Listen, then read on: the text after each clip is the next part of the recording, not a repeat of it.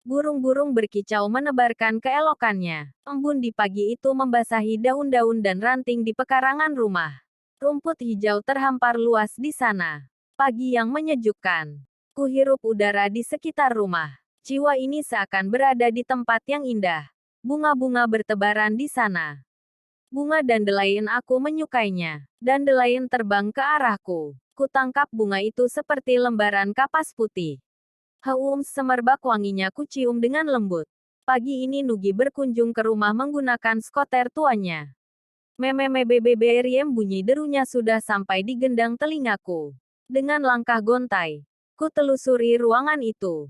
Mencari kamar mandi yang jaraknya hanya 3 langkah di depanku. Ku tempuh jarak itu seperti beberapa abad lamanya.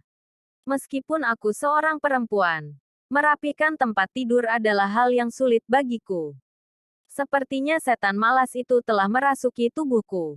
Benda-benda itu berserakan di sana. Assalamualaikum. Nugi mengetok pintu rumahku. Papi dan Mami tak pernah merestui hubungan kami.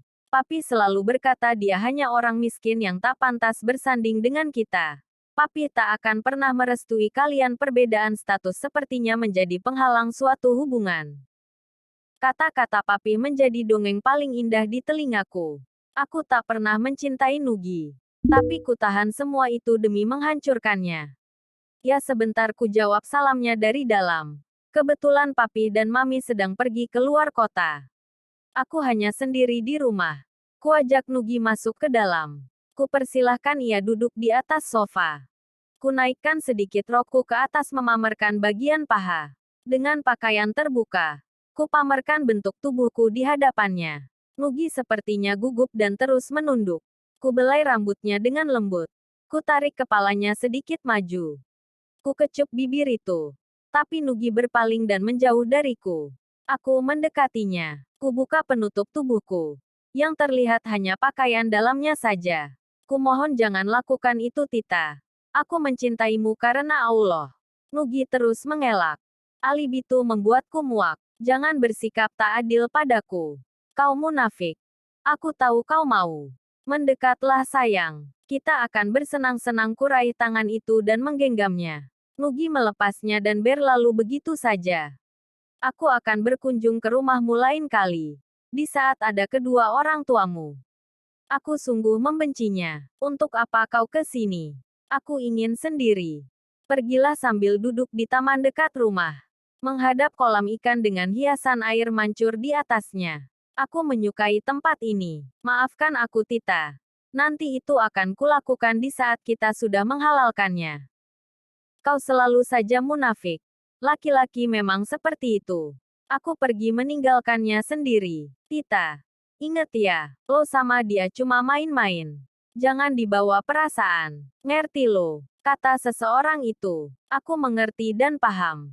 Mana mungkin aku mencintainya. Dia hanya orang bodoh yang tak mengerti arti kehidupan. Dia pikir sesuatu yang membuat bahagia itu berasal dari ketulusan. Sungguh aku tak mempedulikan itu. Kau bilang mau jemput aku pakai mobil yang mewah. Aku tak mau pergi denganmu menggunakan skoter jelek ini sambil menendang motor yang sudah tak layak pakai itu. Aku menggerutu sendiri. Aku tak pernah terbiasa menggunakan barang-barang murahan. Aku sudah bosan dengan semua ini. Nanti sayang. Sementara kita pakai ini dulu. Aku janji.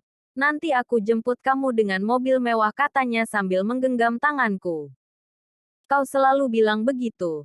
Tapi mana buktinya? Sabar, Tita sayang. Allah akan merencanakan sesuatu. Sudahlah. Kau jangan berdakwah di sini. Aku akan pulang dengan taksi. Ku tinggalkan ia di sana. Aku sedikit mengasihani dia, tapi aku harus melakukannya. Itu semua demi kebaikanku. Keesokan paginya, Nugi menjemputku dengan menggunakan mobil Avanza Silver. Aku ragu. Bagaimana jika mobil itu adalah hasil curian? Dari mana kau mendapatkan ini? Tanyaku padanya. Aku menyewanya. Apapun akan kulakukan untukmu. Sudahlah. Aku tak peduli kau mendapatkannya dari mana. Nugi melajukan mobilnya menuju Karawang Central Plaza. Setelah sampai dan memarkirkan mobilnya, kami masuk ke lantai dasar, mencari toko pakaian dan masuk ke dalamnya. Kupilih baju yang paling mahal. Aku ingin mempermalukannya. Saat pembayaran. Berapa Mbak? Totalnya menjadi rep. 5 juta, aku tersenyum sinis. Nugi mengeluarkan dompetnya dan membayar semua itu. Aku hanya diam terpaku. Entah angin apa yang masuk ke tenggorokanku. Aku tak dapat berkata apapun. Seperti dendam. Aku belum puas dengan itu. Kuajak Nugi ke sebuah restoran di dekat Galuh Mas. Ku pesan ini dan itu. Nugi mengiyakan. Aku harap kali ini dia tak bisa membayarnya. Setelah selesai, Nugi mengeluarkan uang 3 lembar 100 ribuan dan 2 lembar 50 ribuan. Aku tertegun dengan itu. Biasanya Nugi akan mengernyitkan dahinya dan berkata, "Maaf sayang. Aku tak mempunyai uang sebanyak itu." Aku memintanya untuk mengantarku pulang. Dengan perasaan yang heran, kupikirkan semua itu. Dari mana Nugi mendapatkan uang sebanyak itu? Batinku. Tita. Aku begitu sangat mencintaimu. Aku rela menaruhkan nyawaku di sana. Kau injak semua itu. Perasaanku. Hatiku. Kutaruhkan semua itu demi menjagamu. Kapan lo mau bayar semuanya? Kehancuran dia. Itu yang gua mau ta. Sabar dong. Ini juga udah gua usahain. Malam itu, kuhabiskan dengan meminum bir bersama teman-teman. Main di klubing dan mabuk sampai pagi. Semua itu begitu indah. Di klub malam itu aku merasa bahagia. Kuhirup lintingan itu. Tubuhku terasa terbang. Kulihat tempat itu surga. Kuambil sebatang roka dan menghisapnya. Batang demi batang hingga habis kutelan. Malam itu terasa dingin. Seperti ada yang menggotong tubuhku ke atas sofa. Dia melajukan kendaraannya dan mengantarku pulang. Aku tak sadar dengan itu. Tapi aku merasakannya. Kau apakan anakku? Dasar laki-laki brengsek. Jangan dekati anakku lagi. Sudah miskin. Tak tahu diri pula, kata seorang laki-laki paruh baya itu. Tapi saya mencintai Tita Pak. Bukan saya yang melakukan ini. Saya ingin Tita berada di jalan yang benar. Saya akan membahagiakannya. Dengan apa Tita akan bahagia? Mengurus hidupmu saja kau tidak bisa. Jangan ganggu anakku. Dia sudah bertunangan, katanya. Dengan ridha Allah. Siapa itu? Tunangan. Tita tak pernah bicara tentang itu. Tak pernah katamu. Kau memang tak tahu diri. Laki-laki paruh baya itu membanting pintu rumahnya. Hati ini hancur. Aku sungguh inginkan kau menjadi pendamping hidupku. Tapi kau bohongi hati ini. Mengkhianatinya. Untuk apa? Tita, aku mencintaimu Nugi. Kemana saja kau? Aku membutuhkan kamu. Maafkan aku sayang. Aku butuh kejujuranmu. Maksud kamu apa? Tanyaku padanya. Kau sudah bertunangan. Dari mana kau tahu? Itu semua bohong. Sebaiknya kita menjaga jarak Tita. Aku tak ingin menjadi fitnah. Nugi meninggalkanku di sana. Tak biasanya ia seperti itu. Meninggalkan aku sendiri tanpa pengawalan. Sudah sebulan ini Nugi tak pernah menemuiku. Hari-hariku sepi tampaknya. Dia telah meninggalkanku. Seperti yang sebelumnya, aku menghancurkan diriku sendiri. Semua itu kulakukan demi sebuah persahabatan. Aku muak dengan ini. Aku mencari Nugi. Dimanapun dia berada. Kukunjungi setiap tempat yang Nugi sukai. Tapi semua itu kudapatkan hasil yang nihil. Nugi tak berada dimanapun. Keesokan paginya, aku merasakan ada tangan yang membelai rambutku. Nugi. Kupeluk tubuhnya erat. Berpura-pura aku merindukannya. Tapi hatiku salah. Aku memang benar-benar merindukannya. Kulepaskan kemeja yang ia kenakan. Kubaringkan tubuhnya di atas kasur itu. Kubelai rambutnya, mengecup dadanya dan mulai meraba setiap lekukan tubuhnya. Kucium bibir merah itu. Sungguh aku merindukannya, aku menunggu saat ini. Kehancurannya. Hatiku bahagia. Tapi aku kecewa pada diriku sendiri. Setan itu merasuki tubuhku. Nafsu mulai memburu. Aku hanyut dalam permainan itu. Nugi menikmati semuanya dan aku merasakan sesuatu yang berbeda. Si TTT, sebuah tangan mendarat di pipiku. Au, sakit mam. Tita. Kau kenapa nak? Seperti kesurupan saja. Kau selalu panggil namanya. Bangunlah. Get up. Semua itu hanya mimpi. Tidak. Itu begitu nyata bagiku. Nugi. Aku merindukanmu. Kutengok sebuah ponsel yang tergeletak di atas meja rias. Tak ada satupun bunyi dering tanda SMS dan telepon masuk. Nugi benar-benar telah melupakanku. Tita. Kau kenapa nak? Beberapa kali Mam lihat kau selalu murung. Tanyanya padaku. Aku merindukannya. Mam tahu nak. Kau begitu mencintainya. Mam merestui kalian. Dia laki-laki yang baik untukmu. Tapi keadaan memaksa Mam untuk tak mengatakan dia di sana. Selalu berdiri di depan gerbang rumah kita. Dia menunggumu nak, tapi semua ini Mam sembunyikan demi kebaikanmu batinnya. Ta. Lo gimana sih? Kapan lo mau ngehancurin dia? Katanya padaku sambil memasang wajah yang mengesalkan. Aku sudah muak dengannya. Lo emang sahabat GW. Tapi haruskah GW terus yang berkorban? Lo gila. Saiko. GW benci sama lo. Karena lo. Hidup GW hancur, kataku lebih kasar darinya. Dia menangis di hadapanku. Sungguh bukan itu yang ku mau. Aku hanya ingin ia bangun dari kenyataan. Saat dia mencintai lo, hati GW hancur ta. Demi lo juga. Hidup GW hancur ta. Hancur. Lo lupa hah. Lo sahabat yang menjijikkan, dia berlalu meninggalkanku. Walau bagaimanapun juga, ini semua salahku. Andai saja aku bisa menyelamatkannya dulu. Andai saja. Aku. Siapa itu? Sosok itu selalu berdiri di sana. Dia memakai sebuah jubah berwarna krem. Samar-samar kulihat wajahnya. Aku selalu membayangkan wajahnya. Nugi. Aku benar-benar mencintaimu.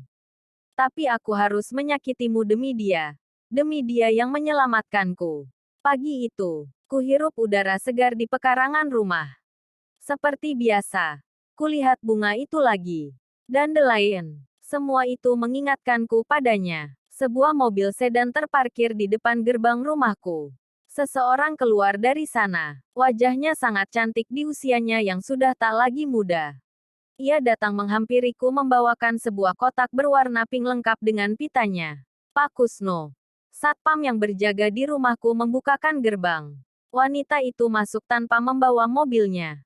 Assalamualaikum, ucapnya padaku sambil tersenyum. Wajahnya mulus tanpa noda apapun. Bibir tipisnya melengkapi manis wajahnya. Kain putih menutupi bagian kepalanya dengan rapi. Waalaikumsalam, jawabku tanpa senyum. Kau siapa? Tanyaku. Perkenalkan. Nama saya Rindu dan saya mencari seorang gadis bernama Tita.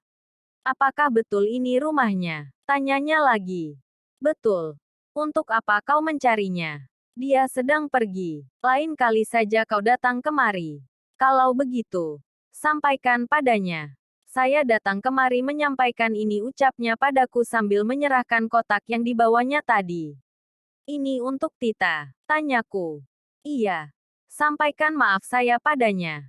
Saya tak bisa menemuinya lagi. Saya sangat ingin bertemu dengannya. Saya kira kau adalah Tita. Kau mirip sekali dengannya. Baiklah. Akan ku sampaikan. Tapi aku lebih cantik darinya. Sudahlah. Sebaiknya tante cepat pergi. Aku ingin cepat beristirahat, ucapku ketus. Setelah mengucapkan salam, wanita itu pergi meninggalkanku. Kubuka isi kotak itu. Semua surat yang kukirimkan padanya. Dia membalasnya satu persatu. Aku ingin menangis. Tapi hati ini melarangnya. Nugi. Di mana kau sebenarnya? Dari semua surat itu, sebuah surat terakhir di luar kotak itu membuat aku menyesal. Tita. Lihatlah wanita yang memberikanmu kotak ini. Dia mirip sepertimu. Wanita yang sangat kucintai. Wanita tegar yang menguatkanku. Aku ingin kelak kau sepertinya. Menemani setiap hariku. Bersamaku selamanya. Tita, dia cantik bukan? Ibuku memang seperti malaikat dalam hidupku. Seperti kamu, Tita. Maafkan aku. Aku belum bisa menemuimu. Jika waktunya tiba, aku akan pulang. Aku akan kembali. Kita akan bertemu. Kau akan melihatku. Tapi mungkin, mengapa aku tadi mengusirnya? Mengapa tadi aku tak bertanya siapa dia? Jika ku tahu itu ibumu, aku akan mengajaknya masuk. Akan kupeluk dia. Karena telah melahirkan seorang anak sepertimu. Aku menyesal. Aku menyesal. Jika ku tahu, aku akan bertanya padanya. Bu, di mana dia? Aku mencintainya. Beberapa hari setelah itu, masih kuingat wajahnya. Paras cantik itu terus hinggap di kepalaku. Walau kupukul dengan balok pun takkan hilang. Arg bayangan itu lagi. Hari-hariku semakin kelam. Sering kulihat sosok yang mengerikan, menangkap tubuhku dan mencengkeramnya. Sosok itu hadir di duniaku. Dunia yang tak seharusnya mereka singgahi. Merampas setiap hari-hari yang indah. Kau pikir aku gila? Aku kesini bukan untuk itu. Kau yang sepertinya gila. Aku melihatnya. Kau hanya seorang dokter bodoh. Ucapku memarahinya. Kau hanya delusi. Membayangkan sesuatu yang tak pernah ada. Kau butuh istirahat nak. Mungkin kau hanya bermimpi ucapnya. Dokter itu memang bodoh. Mereka pikir dengan adanya mereka maka akan merubah takdir. Mereka bukan Tuhan. Aku mengelak dari semua kenyataan. Fakta yang tak seharusnya ku dengar. Diam. Aku tak ingin melihatmu lagi, kudorong tubuhnya. Tubuh yang selalu datang padaku setiap waktu.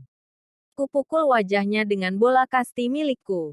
Aku menyeringai. Tatapan sinis. Kulihat darah mengalir dari balik bilik wajahku.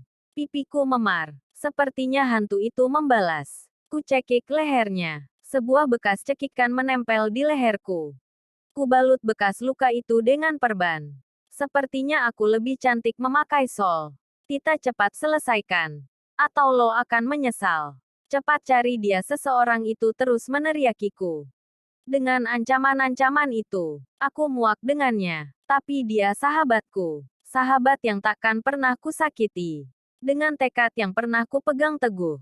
Aku akan mencarinya, menghancurkannya. Laki-laki itu, mengapa dia meninggalkanku? Dia pikir aku tak pernah memikirkannya. Nugi, pulanglah. Aku merindukanmu. Tita, Tita, tolong lepaskan nak. Tolong, Mam tidak bisa bernapas nah. Hahaha.